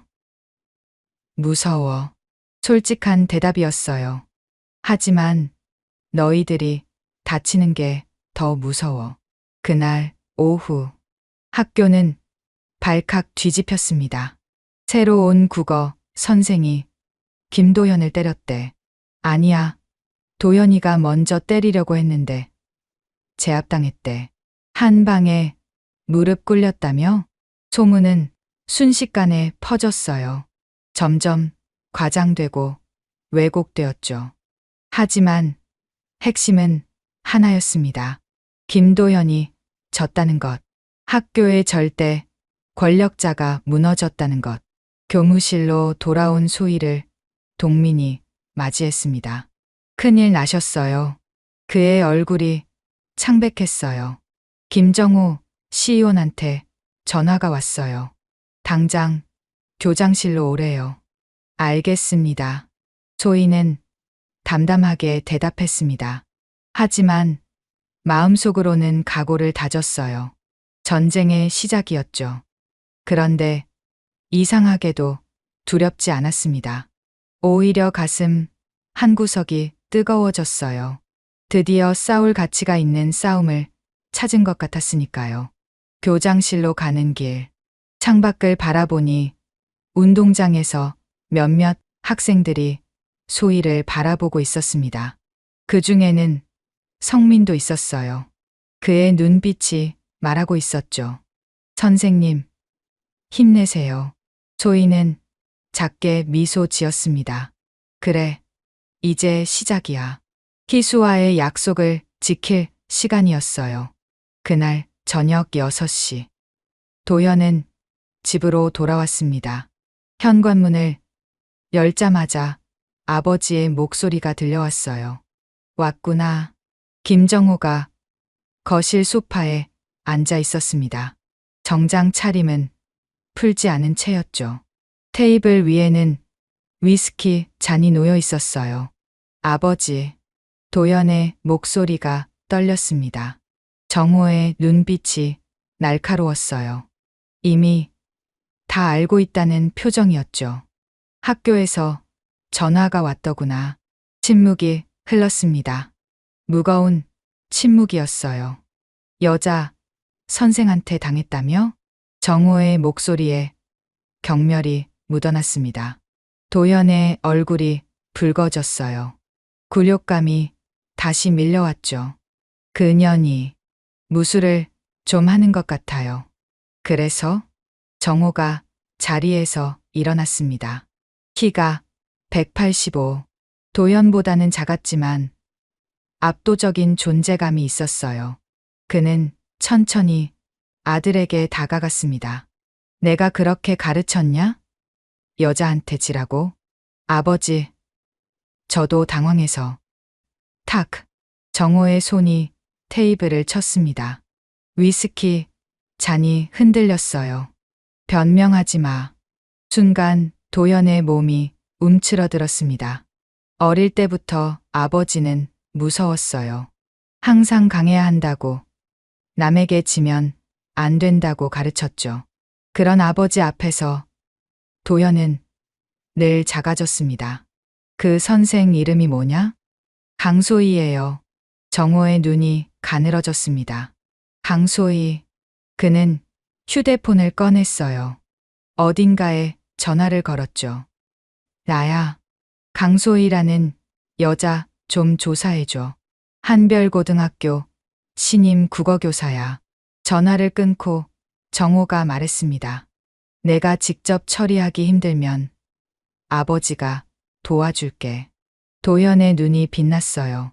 정말요? 대신 이번이 마지막이야. 알았지? 이틀 후 정호의 서재에 한 남자가 찾아왔습니다. 사설 탐정이었죠. 그는 서류 봉투를 테이블에 올려놓았어요. 찾았습니다. 정호가 봉투를 열었습니다. 사진들이 쏟아져 나왔어요. 그 순간 정호의 입가에 미소가 번졌습니다. 이거 대박이네. 사진 속에는 젊은 시절의 소희가 있었어요. 왼쪽 어깨에는 레드 선이라는 문신이 선명했죠. 다른 사진에는 검은 가죽 재킷을 입고 담배를 피우는 모습도 있었습니다. 인천 레드 선 조직원이었습니다. 붉은 장미라는 별명으로 불렸다고 하네요. 탐정이 설명했어요. 폭력 전과는 없지만 조직 활동은 확실합니다. 7년 전에 갑자기 사라졌다가 교사가 된 거예요. 정호가 사진을 들여다보았습니다. 완벽해. 그는 도현을 불렀어요. 아들, 이제 내 차례야. 도현이 사진을 보고는 눈이 휘둥그레졌습니다. 이게 진짜 그 선생님이에요? 그래. 이제 어떻게 할지 알겠지. 도현이 고개를 끄덕였어요. 그날 밤 11시 도현의 방에는 스카이 멤버들이 모여 있었습니다. 노트북 앞에 둘러앉아 있었죠. 이거 진짜 대박이다. 한 학생이 말했어요. 조폭 출신 선생이라니. 도현이 키보드를 두드렸습니다. 인스타그램과 페이스북에 동시에 게시물을 올렸어요. 한별고 신임 여교사의 충격적인 정체. 제목 아래에는 소희의 과거 사진들이 첨부되었죠. 문신 사진은 특히 크게 확대했습니다. 그리고 조작된 내용도 추가했어요. 폭력 조직 간부 출신. 학생에게 폭력 행사. 과거 은폐하고 교사된 파렴치한. 해시태그도 달았습니다. 샵 한별고, 샵 폭력교사, 샵 조폭선생, 샵 교육 청일해라. 게시물은 순식간에 퍼져나갔어요. 좋아요와 공유가 폭발적으로 늘어났죠. 댓글도 쏟아졌습니다. 이런 사람이 어떻게 교사가 될 수 있지? 우리 아이들이 위험해요. 당장 해고시켜야 합니다. 다음 날 아침, 소희는 평소처럼 출근 준비를 하고 있었어요. 그때 휴대폰이 미친 듯이 울렸습니다. 교무부장 동민의 전화였어요. 선생님, 지금 당장 인터넷 보세요. 동민의 목소리에는 공포가 섞여 있었죠. 소희가 핸드폰으로 SNS를 열었습니다. 순간 심장이 멈추는 것 같았어요. 자신의 과거 사진이 온라인에 도배되어 있었으니까요. 레드선 문신이 선명한 사진. 그 시절의 자신이 거기 있었습니다. 손이 떨렸어요. 그렇게 감추고 싶었던, 지우고 싶었던 과거가 만천하에 공개된 것입니다. 선생님, 교장실로 오세요. 교육청에서도 사람이 왔어요. 동민의 말에 소희는 정신을 차렸습니다. 옷을 갈아입고 학교로 향했어요. 학교 앞은 이미 기자들로 가득했죠. 강 선생님, 조폭 출신이 맞습니까? 학생을 폭행한 게 사실인가요? 한 말씀만 해주세요. 카메라 플래시가 터졌습니다. 소희는 고개를 숙이고 학교로 들어갔어요. 가슴이 찢어지는 것 같았죠. 그렇게 열심히 쌓아온 새 삶이 한순간에 무너져 내리는 것 같았습니다. 교장실. 무거운 분위기가 감돌았어요. 교장, 교감, 교육청 관계자, 그리고 김정호가 있었습니다. 앉으세요. 교장의 목소리가 차가웠어요. 소희가 의자에 앉았습니다. 모든 시선이 그녀에게 쏠렸죠. 이 사진들이 선생님 맞습니까? 교육청 관계자가 물었어요. 소희는 잠시 침묵했습니다. 그리고 고개를 들었어요. 네, 맞습니다. 정호의 입가에 승리의 미소가 번졌죠. 이런 과거를 숨기고 교사가 되다니. 파렴치하지 않습니까? 정호가 공격했어요. 우리 아이들을 이런 사람에게 맡길 수 없습니다. 당장 해임시켜야 해요. 교장이 한숨을 쉬었습니다. 강 선생님, 해명할 게 있으면 말씀해 보세요. 소희가 천천히 입을 열었어요. 저는 과거를 숨긴 적 없습니다. 목소리는 떨렸지만 단단했어요. 교원 임용 시험 볼 때 신원조회에서 모든 것이 다 나왔을 거예요. 전과가 없다는 것도요. 하지만 조직원이었잖아요. 정호가 소리쳤습니다. 네, 그랬습니다. 소희가 정호를 바라보았어요. 20살에 부모님을 잃고 살기 위해 어둠 속으로 들어갔어요. 하지만 깨달았죠. 그게 진짜 삶이 아니라는 것을. 눈물이 맺혔습니다. 하지만 흘리지 않았어요. 그래서 모든 것을 버렸습니다. 검정고시부터 다시 시작했어요. 7년 동안 죽을 만큼 공부했죠. 왜냐면 소희가 잠시 멈췄습니다. 제가 지키지 못한 아이가 있었거든요. 그 아이와의 약속을 지키고 싶었어요. 교장실이 조용해졌습니다. 과거는 과거일 뿐입니다. 지금의 저는 학생들을 보호하려는 교사예요. 그것만은 확실합니다. 교육청 관계자가 서류를 넘겼어요. 일단 자택대기 처분입니다. 조사가 끝날 때까지요. 소희의 가슴이 무너져 내렸습니다. 하지만 끝까지 꿋꿋이 서 있었어요. 알겠습니다. 교장실을 나오는 소희. 복도에는 학생들이 서 있었습니다. 성민도 있었어요. 그의 눈에는 실망과 불안이 가득했죠. 선생님, 성민이 다가왔지만 소희는 고개를 저었습니다. 괜찮아. 금방 돌아올게. 하지만 그 말을 스스로도 믿을 수 없었어요. 집으로 돌아온 소희는 휴대폰을 들었습니다. 오래된 번호를 눌렀어요. 여보세요? 희수의 목소리였습니다. 희수야, 나야. 소희 선생. 선생님? 정말 오랜만이에요. 희수야, 미안해. 그리고 소희의 목소리가 떨렸어요. 이번에는 내가 끝까지 지켜낼게. 약속할게. 전화를 끊고 소희는 창밖을 바라보았습니다. 어둠이 내려앉고 있었어요. 하지만 포기하지 않을 거예요. 이제 시작이니까요. 자택 대기 3일째. 소희는 원룸 창가에 앉아 있었습니다. 햇빛이 들어왔지만 마음은 어두웠어요.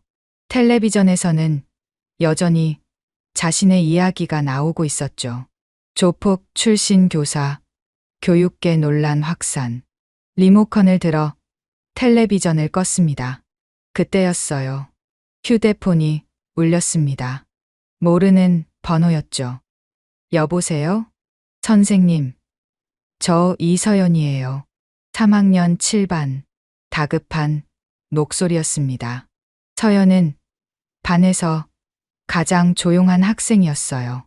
성적은 좋지만 존재감이 없는 아이였죠. 서연아, 무슨 일이야? 선생님, 지금 당장 학교로 오셔야 해요. 서연의 목소리가 떨렸습니다. 윤성민이 위험해요. 도연이가 옥상으로 데려갔어요. 소희가 벌떡 일어났습니다. 심장이 쿵쿵 뛰기 시작했어요. 언제? 30분 전이요. 선생님한테 오라고 하더라고요. 안 오시면 성민이를.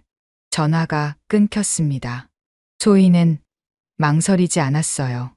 재킷을 걸치고 집을 나섰죠. 자택 대기 중이라 학교에 가면 안 되는 상황이었지만 그런 건 중요하지 않았습니다. 성민이 위험했으니까요. 밤 9시. 학교는 텅 비어 있었습니다. 정문은 잠겨 있었지만 소희는 담을 넘었어요. 예전 실력이 아직 남아 있었죠. 어둠 속에서 학교 건물이 거대한 괴물처럼 보였습니다. 계단을 뛰어올랐어요. 한 층, 두 층, 세 층. 숨이 차올랐지만 멈출 수 없었습니다. 드디어 옥상 문 앞. 문은 열려 있었어요. 소희가 조심스럽게 문을 밀고 나갔습니다. 옥상에는 불빛이 없었지만 달빛이 환하게 비추고 있었어요. 그리고 보였습니다. 난간 근처에 서 있는 성민. 그 옆에는 도연과 6명의 스카이 멤버들이 둘러서 있었죠. 오셨네요, 선생님. 도연의 목소리에는 승리감이 묻어났어요. 자택 대기 중인데 학교에 오시면 안 되는 거 아닌가요? 소희가 천천히 다가갔습니다. 성민아, 괜찮아? 성민의 얼굴이 창백했어요. 온몸이 떨리고 있었죠. 선생님, 죄송해요. 미안할 것 없어. 소희가 도연을 바라보았습니다. 원하는 게 뭐야? 도연이 웃었어요. 차가운 웃음이었죠. 간단해요. 선생님이 학교를 떠나겠다고 약속하면 성민이를 안전하게 보내드릴게요. 그게 다야? 아, 그리고 하나 더. 도연이 한 발 다가섰습니다. 저한테 무릎 꿇고 사과하세요. 며칠 전 일 말이에요. 소희의 눈빛이 차가워졌어요. 하지만 도연의 진짜 목적은 따로 있다는 것을 알았습니다. 그는 소희를 완전히 굴복시키고 싶었던 거예요. 자신의 무너진 권위를 되찾기 위해서였죠. 도연아, 소희가 말했습니다. 너 지금 전혀 승리한 것 같아 보이지 않아. 도연의 표정이 굳어졌어요. 뭐라고요? 진짜 강한 사람은 이런 식으로 힘을 과시하지 않아. 소희가 한 발씩 다가갔습니다. 스카이 멤버들이 긴장했지만 소희는 개의치 않았어요. 너 무서워하고 있지? 내 아버지한테. 그리고 내 자신한테도. 닥쳐. 도연이 소리쳤습니다. 목소리가 갈라졌어요. 그 안에는 분노보다 두려움이 더 많이 섞여 있었죠. 아버지는 늘 말씀하셨어. 강해야 한다고. 절대 지면 안 된다고. 도연의 목소리가 떨리기 시작했어요. 근데 선생님한테 진 날 아버지가 날 쳐다보는 눈빛을 봤어요. 실망이었어. 아니, 경멸이었죠. 소희의 마음이 아팠습니다. 도연도 결국 상처받은 아이였어요. 너도 힘들었구나. 소희의 목소리가 부드러워졌습니다. 뭘 안다고 그래요. 도연의 눈에 눈물이 맺혔어요. 전 태어날 때부터 강해야 했어요. 김정호의 아들이니까, 회사 후계자니까 한 번도 약한 모습을 보이면 안 됐어요. 그는 주먹을 떨었습니다. 근데 선생님이 나타나서 다 망쳤어. 내가 얼마나 약한 놈인지 모두에게 보여줬다고. 아니야. 소희가 고개를 저었어요. 오히려 반대야. 진짜 강한 사람은 자신의 약함을 인정할 수 있는 사람이거든. 도연이 소희를 바라보았습니다. 눈물이 뺨을 타고 흘러내렸어요. 저도 그냥 평범한 17살이고 싶었어요.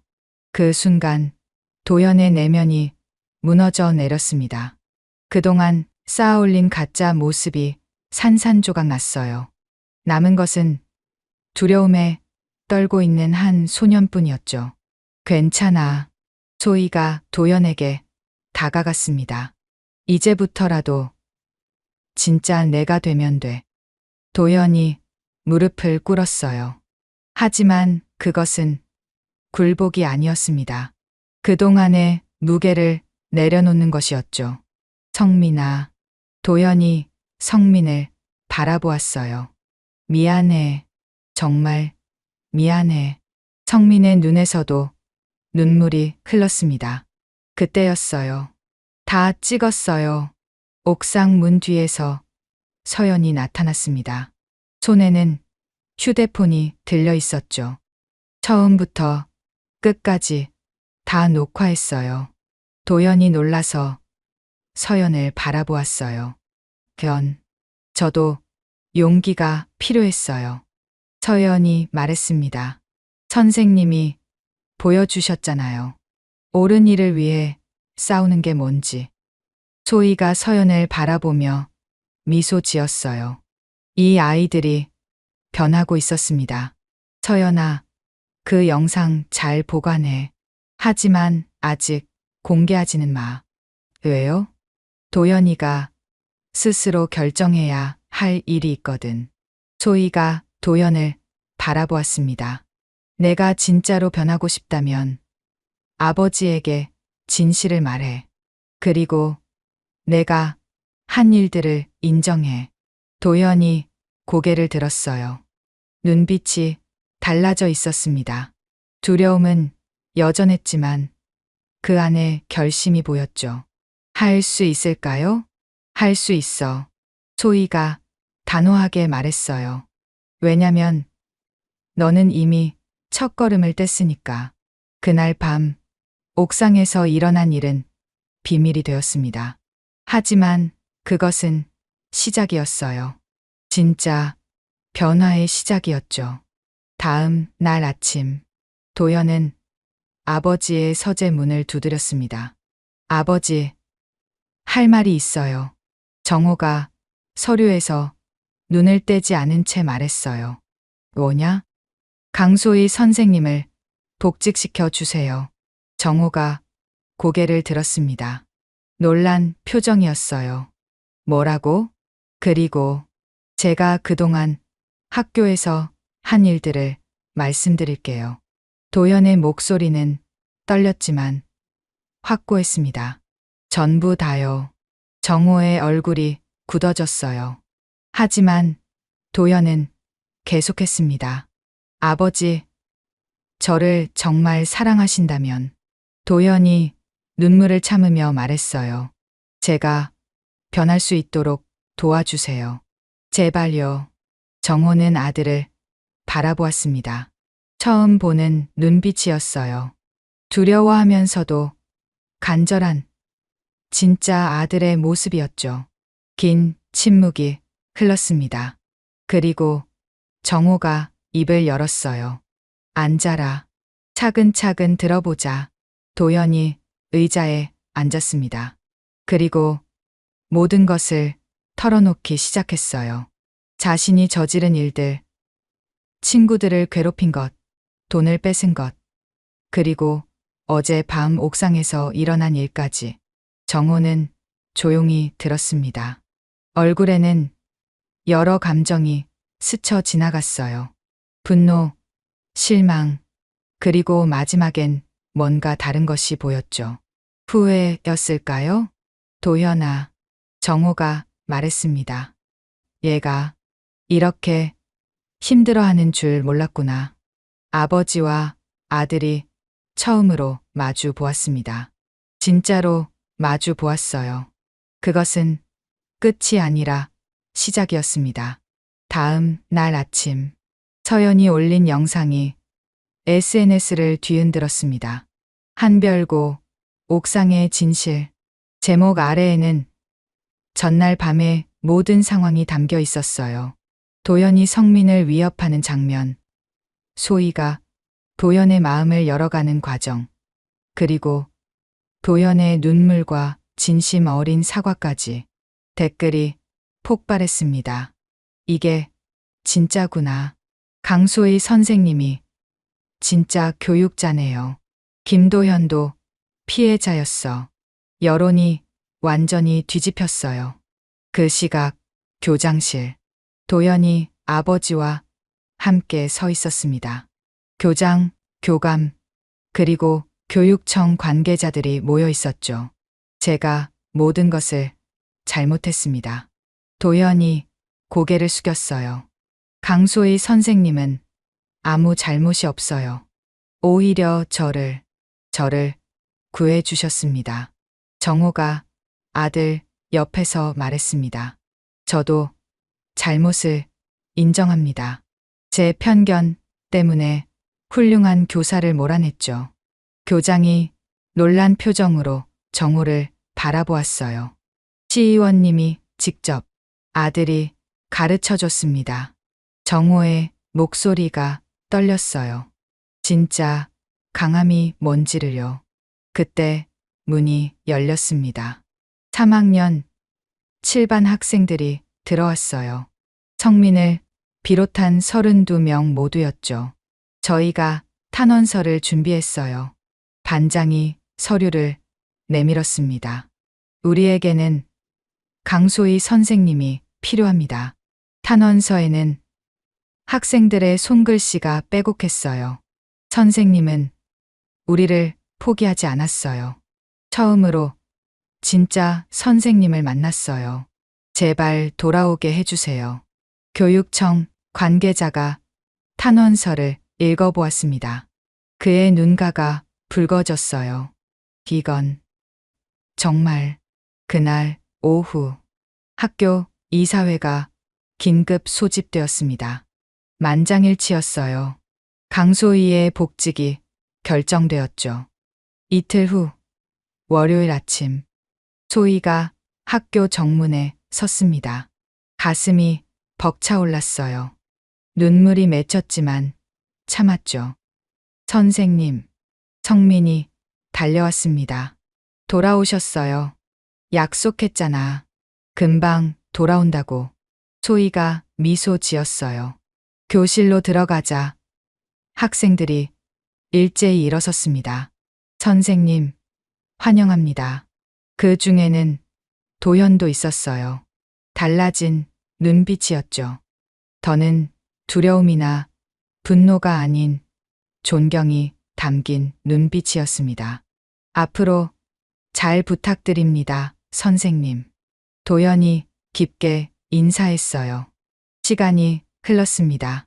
한 달, 두 달, 석 달. 한별고등학교에 봄이 왔어요. 진짜 봄이었죠. 도연은 완전히 달라졌습니다. 후배들을 돕는 선배가 되었어요. 1학년들이 괴롭힘을 당하는 것을 보면 직접 나서서 막았죠. 힘은 약한 사람을 지키라고 있는 거야. 도연이 후배들에게 말하는 모습을 보며 소희는 뿌듯함을 느꼈습니다. 성민도 변했어요. 자신감을 되찾은 그는 이제 다른 아이들을 돕기 시작했죠. 선생님 덕분이에요. 성민이 소희에게 말했습니다. 저도 누군가를 도울 수 있는 사람이 되고 싶어요. 6개월 후 한별고등학교는 교육청 우수 교육 사례 학교로 선정되었습니다. 학교 폭력 제로, 함께 만드는 따뜻한 교실. 전국에서 교사들이 견학을 왔어요. 어떻게 이런 변화가 가능했는지 배우려고 왔죠. 소희는 강당에서 발표를 했습니다. 특별한 비법은 없어요. 그저 아이들을 믿었을 뿐입니다.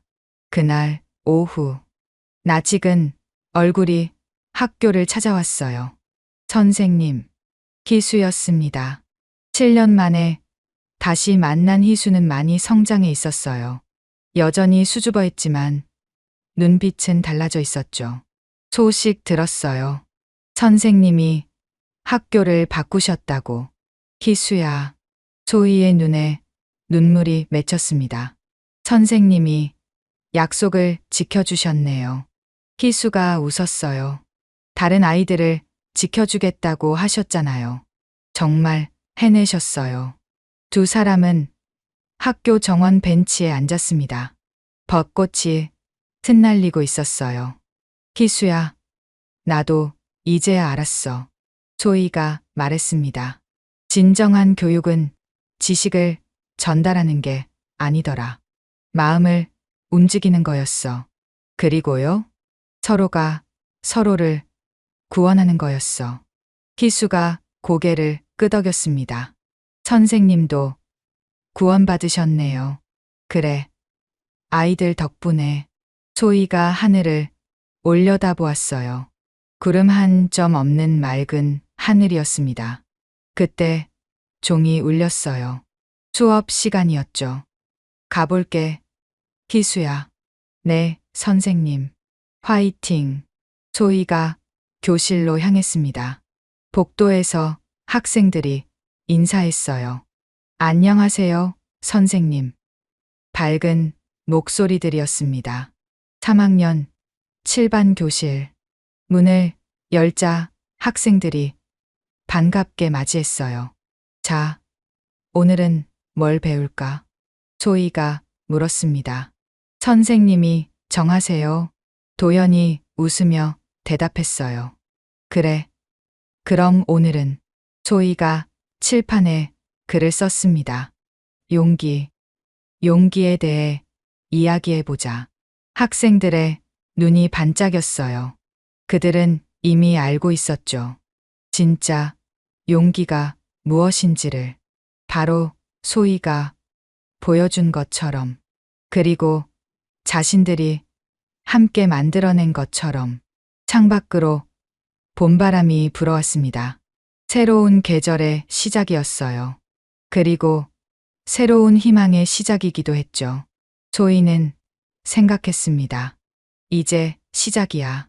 더 많은 아이들을 만나고 더 많은 마음을 움직일 거예요. 그것이 자신이 선택한 길이었으니까요. 교사, 강소희의 길. 그리고 그 길 위에는 이제 혼자가 아니었습니다. 아이들이 함께 있었으니까요.